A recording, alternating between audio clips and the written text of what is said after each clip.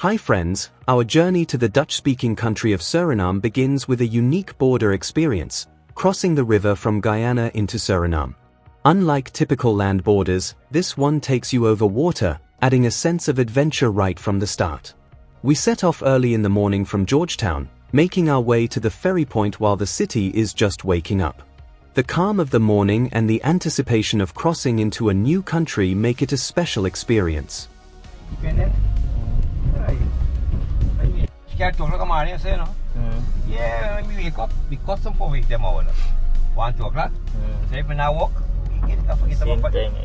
Now we are crossing the floating pontoon bridge across the Berbice River near New Amsterdam.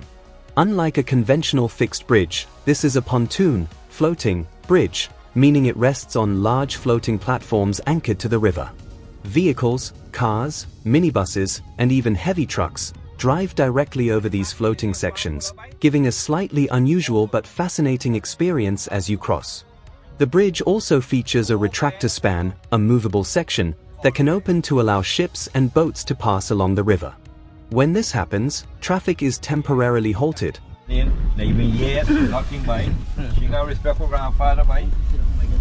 Oh my God!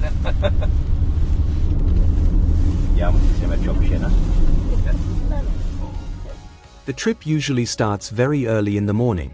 From Georgetown, travelers take a long drive, about 3 to 4 hours, eastward along the coastal highway through rice fields, villages, and small towns until reaching Molson Creek, the main border point.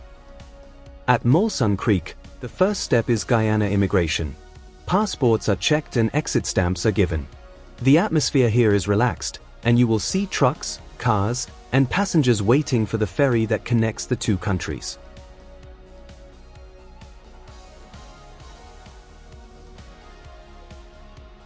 After immigration, passengers board the Canoema ferry service, which sails across the wide brown waters of the Corentyne River. The crossing usually takes around 30 to 40 minutes, offering beautiful views of the quiet river that historically forms the boundary between the two nations.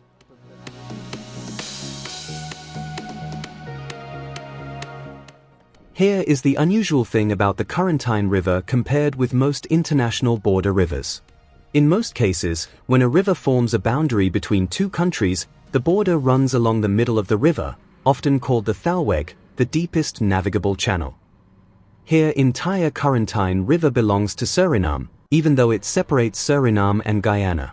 The border actually runs along the western bank of the river, meaning the whole river lies inside Suriname. This happened because of colonial agreements between the British and the Dutch in the 18th to 19th centuries. Suriname was a Dutch colony, and Guyana was a British colony.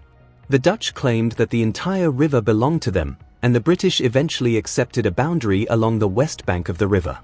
In 1799 and later colonial boundary discussions, the Dutch administrative control over the river was acknowledged. Later, arbitration and surveys largely accepted this arrangement. As you cross the Corentyne River on the ferry between Molson Creek and South Drain, you'll notice a few low-lying river islands breaking the wide, muddy expanse of water. Among them are Vasson Island and Long Island, small but interesting features of this border landscape. The ferry arrives at South Drain on the Surinamese side. Here travelers go through Suriname immigration, where passports are stamped for entry. The procedure is generally straightforward, though sometimes visitors may be asked about their travel plans or accommodation. What makes this crossing unique is that although the Corentyne River technically belongs to Suriname, it serves as a peaceful and practical gateway between the two neighboring countries. For travelers, it feels less like a tense international border and more like a slow river journey linking two cultures of the Guianas.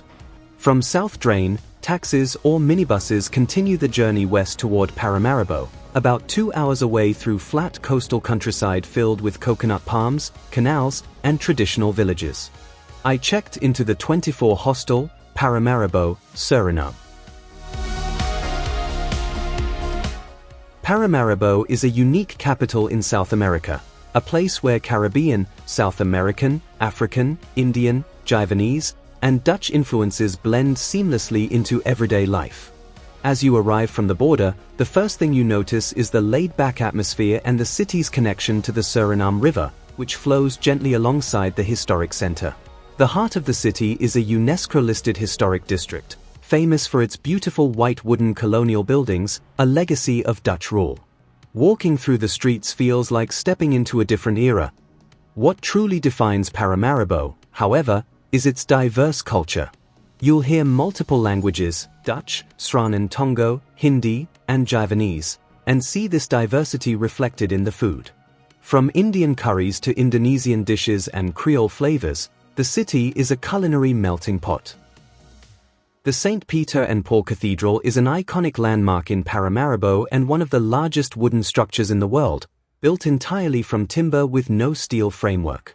Painted yellow and green exterior with twin towers, standing out beautifully against the tropical surroundings.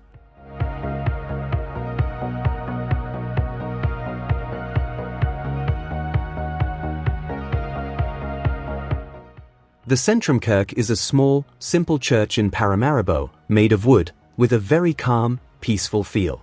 It may not look big or grand, but it is an important part of the city's history.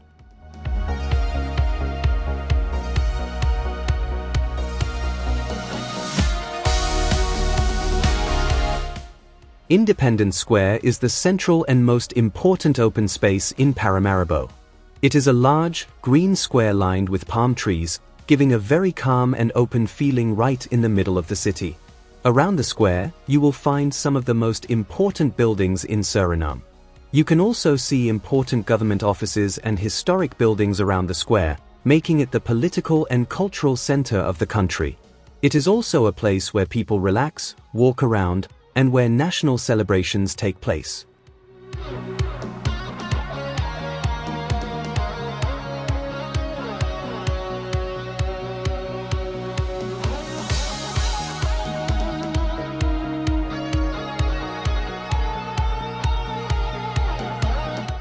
Paramaribo is a beautiful and peaceful park in the heart of Paramaribo. The garden is famous for its tall royal palm trees, standing in neat rows and creating a cool, shaded space. It is one of the most relaxing spots in the city, perfect for a quiet walk or just sitting and enjoying the surroundings. Located close to Independence Square, Paramaribo is surrounded by historic buildings, adding to its charm.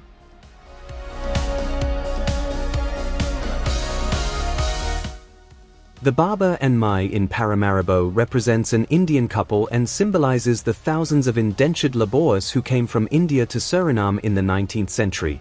Baba stands for the man and Mai for the woman, and together they reflect the struggle, hope, and new beginnings of these migrants, making the statue an important reminder of the country's Indian heritage and cultural roots. In Paramaribo, you'll find a range of comfortable resorts and boutique hotels. A unique local experience is visiting the Suriname Rumhuis, where you can learn about Suriname's rum-making tradition and taste locally produced rum, known for its rich flavor and smooth finish. Fort Zeelandia is the oldest and most important landmark in Paramaribo, located along the banks of the Suriname River. Originally built by the Dutch in the 17th century, the fort was used to protect the colony and control trade along the river. Today, it has been converted into a museum, where visitors can learn about Suriname's colonial history and culture. The fort has a simple wooden and brick structure with an open courtyard, and from here you get a nice view of the river. The TRIS monument in Paramaribo is dedicated to the soldiers of the Tropenmacht in Suriname, TRIS, a military force from the Dutch colonial period.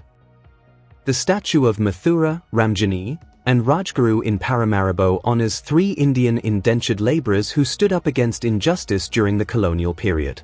The monument represents not just these 3 individuals, but the wider struggle of indentured workers who fought for dignity and rights in a new land. The courtyard of Fort Zeelandia in Paramaribo is a quiet, historic open space within the fort.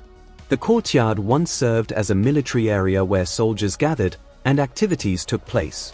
Today, it is part of a museum. In Paramaribo, the most unique sight is the close presence of the Neve Shalom Synagogue and the Kieserstraat Mosque, located right next to each other. This stands as a powerful symbol of religious harmony and coexistence in Suriname.